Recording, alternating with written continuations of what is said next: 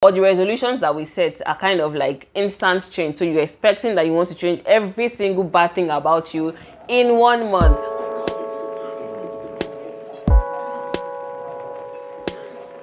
Hey fam, how are you doing today? Welcome back to my channel. My name is Tobi Achudume. If this is your first time here, you're super welcome. I am so excited to have you here with me.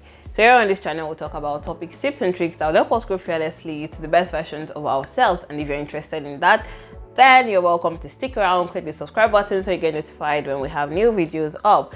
If you're a returning subscriber, thank you so much for being here again. I hope you enjoyed this one as much as you've enjoyed the other ones. So today we are going to be going into another episode of Bad Habits, and we're looking at bad habits to avoid in the new year. Welcome to 2023 preparation videos. Let's get into it. So bad habit number one is starting the year without a plan. I obviously had to start with this one because it still surprises me that there are some people that start the year without a plan. I'm not judging you, I promise you, I'm not judging you, but it is baffling to find out that you would go into a new terrain, something new, and you're not prepared for what you're going into the year for or with. What are the things that you want to do in 2023? 2023 is a blank slate. It's a new, entirely new year that we have never seen or experienced.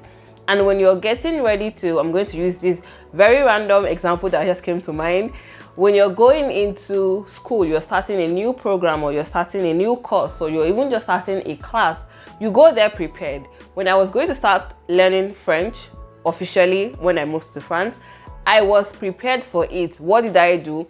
I checked for the best programs that I was going to get into. I got the books that I was asked to get. I paid the tuition fee for all of that. So I was prepared to go into it, and I also started watching YouTube videos on how to learn how to speak French properly. So when you're stepping into something new, it is way better to be prepared for it, to plan towards it, to have something that you're going into it with, so that you are not shocked and you're not destabilized when you get into the new year. The new year is another opportunity for you to be great, for you to be an amazing person, for you to begin to see the results that you want to see, for you to grow into the person that you want to be. So I understand that not everybody is passionate or fascinated or is interested even in setting goals or even having a plan. Some people like to just breeze through life and just live life as life happens. But if I may, having a plan or having a goal does not mean that you know exactly all of the things that you're going to do every single day, or every single minute of the day, or every single month of the year. But it means that you have a detailed picture of what you want to do and what you want to be focusing on when you step into this new environment or this new atmosphere that we're going to be stepping into. And so that is going to help you and guide your decisions, guide the steps that you take, guide the things that you do, guide what you're involved in and what you do not want to be involved in. If you're going to be stepping into something new, it is better for you to be stepping into it with some form of knowing that this is what I want to do and this is what I want to focus on. Also, stepping into the new year with a goal and with a plan helps you to know how to use the 12 months that you have been given wisely and to avoid spending it anyhow or spending it fruitlessly. You're able to spend it and invest it in things that matter to you and things that you know that you're going to get results from. Bad habit number two, wanting to change everything about you immediately. So I am quite aware of the idea of resolutions, and resolutions kind of make you to, or the resolutions that we set are kind of like instant change. So you're expecting that you want to change every single bad thing about you in 1 month. Unfortunately, we always forget about these things at the first or second week of January, but that's not even the point of this video. You're not Iron Man, neither are you Supergirl, neither are you the Holy Spirit, that you're able to change everything about you immediately. It takes time for you to begin to see the result of change. Change does not happen as quickly as you want it to be. It starts from a moment, but you sustaining this change takes time for you to do. So changing everything about yourself, or you having the idea or the thought that you're going to change everything about yourself and just be the best version of yourself on the 1st of January, I hate to break it to you, but that's not how it works. If you want to experience change, you want to begin to see a different side of you, it starts from one step. It starts from one thing, one bad habit. You start to work on one bad habit, or you start to work on a group of things that are related together. So for example, your bad habit is time management. You waste time and you don't respect people's time. That you can work together and begin to change that habit together because they are related. You don't know how to use your time wisely and you also do not know how to use other people's time wisely. So those are two things that you can work together. But you saying that you want to change your diet, you want to begin to wake up earlier, you want to start a new business, you want to, and just all of these different things that you want to change about yourself immediately. You cannot do all of that together, because the thing about personal development and change is that you need to be able to sustain change. And the only way you can sustain change is if you consistently do it. You cannot consistently do a number of things at the same time, because one, you get tired, you feel like you're pushing yourself too much, you feel exhausted as well, you just feel like you're doing too much for who you want to become, and that is the easiest way to fall off track of the goal that you want to achieve or the change that you want to see. So if you want to sustain the change that you want to experience, you have to begin to do it per time and per season. Work on one thing or a group of related things at the same time, and then when you've been able to sustain that, then you can step into the next one. Bad habit number 3 is doing something or committing to something because everybody is committing to it. So there was a time when everybody wanted to be a YouTuber, and not just a YouTuber, we wanted to be beauty YouTubers. Everybody wanted to go on YouTube and make makeup, get dressed, and all of that. And so a lot of people rushed into it. It worked for some, other people it did not work for. Some people left, because the idea of doing something because everybody is doing it doesn't mean that it is for you, and doesn't mean that you can sustain that thing.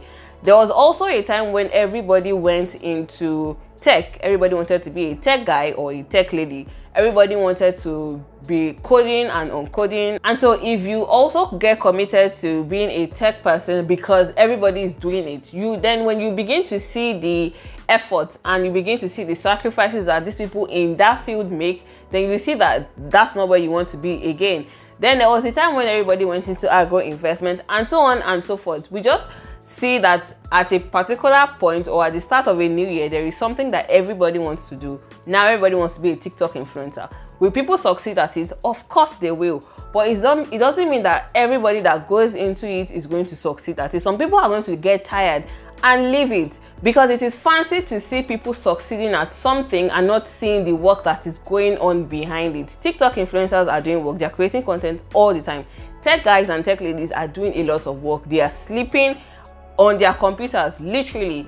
People that are going into agro investments are working night and day, going to the farm and everything. And so when you see that something is going around, also understand that whatever it is that is going around, there is work that needs to go into it. So if it is not something that you can commit to, if it is not something that you're passionate about, there is no point in going into it, because that is one of the ways that you start to feel like a failure. When you start something and you see that you cannot continue with it, you start to feel like a failure because you feel like you have failed at it. Meanwhile, it is not your dream, it is not your vision, and it definitely is not in the plan for your life. Next bad habit is not reflecting on the last year. I know that this is a touchy subject because we don't like to see what has happened in the past. I mean, everybody wants to move forward. We are literally moving into a new year, so we want to forget all of the things that happened in 2022. But that cannot happen, because you're going to have to pick the lessons from 2022 to make sure that you don't repeat mistakes that you made in 2022. So reflecting on the last year is absolutely important for you to do. When you reflect on the last year, you see what you did well, you see what you did not do well, you see what you need to work on, you see the things that you invested your time in. You're able to measure your growth and your progress when you do that. So yes, reflecting on the last year is not fun, but is it important? Yes. Is it helpful? Absolutely. Should you do it? 100%. Next bad habit is leaving your goals hidden. So I've always preached about setting goals and plans and all of that. But when you set goals and you draw out a plan and you cannot see these goals or these plans, then what's the point? The reason why you're setting goals is because you need a guide that leads and guides you through the year. But if you have a map, say for example, you're on a trip and you have a map, but your map is in your bag and you're trying to navigate where you're going to, it's not going to help you. So your goal needs to be in a place that you can see. Now, am I saying your goal should be smack in your face all the time? No, but you should be able to go and look at these goals and remind yourself of what you have set and what you have planned to do this year. So what would that look like? It could mean that every particular day of the week you have set that you're going to look at your goals to remind yourself of the things that you're going to work on, and from there create your weekly schedule so that you are still on track on these goals that you have set for yourself. So if your goals have been written in a planner, then you're able to do that, or in a journal. You're able to go back and look at it at a particular day every week. I would advise that you do it maybe on Sundays before you plan for the week, or Monday morning before you plan for the week. For some other people, you could have a vision board. So a vision board is a visual, very beautiful, colorful picture of what you plan to do. So you could have a vision board and you just have it marked in your face where you can see it, like how you have your pictures all around your house. You have your vision board like that as well. Other people have it written down and then you just have it stuck on their wall, so you can always go back and look at it. There are different ways that your goals can always just be in your face, but when your goals or your plans are hidden, then it is not helping you in any way, because that's the easiest way to forget what you planned to do in the new year. So these are 5 bad habits that you need to avoid when you're stepping into the new year, because they are able to cripple your excitement about the new year and stop you from feeling fulfilled in the new year. I hope that you enjoyed this video. Please let me know if you did. Share with your friends and family. Leave me a comment in the comment section. Do not forget to give it a thumbs up, and I'll see you in the next one. Till next time.